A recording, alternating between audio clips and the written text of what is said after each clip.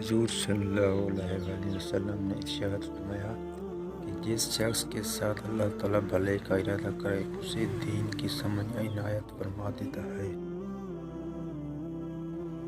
رسول اللہ صلی اللہ علیہ وسلم نے فرمایا، جو مصیبت کے وقت انا للہ و انا الیہ راجعون کہتا ہے تو اللہ اس کی پریشانی دور فرما دیتا ہے اور اس کے کام کا انجام اچھا فرما دیتا ہے اور اسے ایسا بدلہ عطا فرماتا ہے جس پر وہ راضی ہو جاتا ہے۔ حضرت جابر بن عبداللہ رضی اللہ تعالیٰ عنہ سے روایت ہے، رسول اللہ صلی اللہ علیہ وسلم نے 3 مرتبہ مسجد فتح میں پیر منگل اور بدھ کو دعا مانگی جو بدھ کے روز 2 نمازوں ظہر اور عصر کے درمیان قبول ہوئی۔ چہرہ مبارک پر خوشی ظاہر ہوئی۔